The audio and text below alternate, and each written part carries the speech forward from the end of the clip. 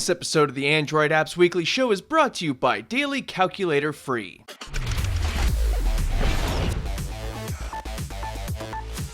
Hello again, ladies and gentlemen, I'm Joe Handy, the Android Authority App Guy, and welcome back to Android Apps Weekly. Let's jump right into those headlines. Google announced earlier this week that the minimum price for an application in India has gone down. Originally, the price was set to 50 rupees, and that has now dropped to 10 rupees. This will allow app developers to sell their application for less money and hopefully encourage people to buy more apps. In an unusually stupid move, Pandora will be offering a one-day pass of ad-free listening for 99 cents. That adds up to about $30 per month, and at that point, you might as well just use Spotify or Google Play Music or, anything else. We don't foresee this being too big of a deal, although you never know with how people spend money these days. Earlier this week, Ironhide Game Studio, developers of the famed Kingdom Rush franchise, announced on Twitter that their first Kingdom Rush game is now free with in-app purchases and will remain that way forever. Even if it's a little bit old, it's still a solid tower defense game and definitely worth checking out. A new Humble Bundle is out now and includes such games as One More Line, Toy Defense, the Double Dragon Trilogy, and Oddworld Stranger's Wrath. You can get all of these games for the average price of just over $4, which is far less than you'd pay normally, and this is also a great way to give to charity.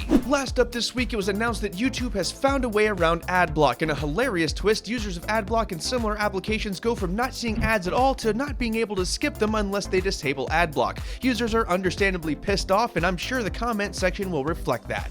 For even more Android apps and games headlines, updates, and new releases, don't forget to check out this week's newsletter, which is linked in the video description below. There you'll find the complete list of stuff that happened this week, including the stuff we didn't have time for here. If you're so inclined, you can head to the written companion, which is also linked in the video description below, and sign up for the newsletter using your email address, and we'll send it to your inbox every single Friday. While you're at it, don't forget to subscribe to our Twitch channel. There we play games, goof around, and have a fun time. We should be playing some games on Monday at 4 p.m. Eastern Standard Time. We do more, but we're preparing for some YouTube gaming, so keep an eye out for that as well. Okay, folks, let's take a look at the apps and games that made a big splash this week. As usual, if you want to check any of these applications out, you can find the links in the video description below.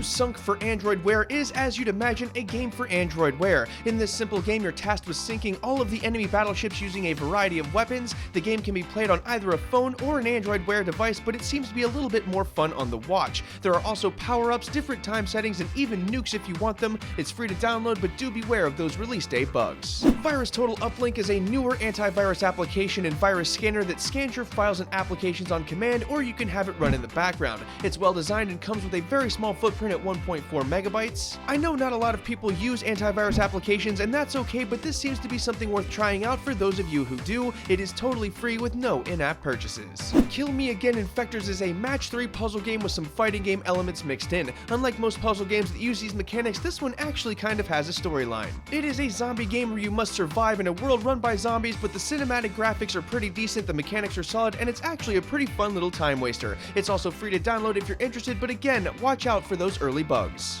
In an amusing twist of irony, the AdBlock Browser was released earlier this week. In terms of pure browsing power, the AdBlock Browser isn't all that special. It does the basic browser stuff without a lot of bells and whistles. Obviously, the main focus of this application is to block advertising, and that is something that it does rather well. It's worth trying if ad blocking is something that's important to you. As with most applications, there are a few bugs out of the gate. In anticipation for the upcoming Google Pay rollout, Google has taken the Google Wallet functionality and put it in its own application. With this app, you'll be able to view your balance, manage your Google Wallet card if you have one of those, send and receive money, and a whole lot more. It's essentially what the current Google Wallet application is, except for it doesn't have any of the tap to pay functionality. If you use any of these features, you'll want this application because we imagine that it'll be leaving the current Google Wallet app once it turns into Android Pay.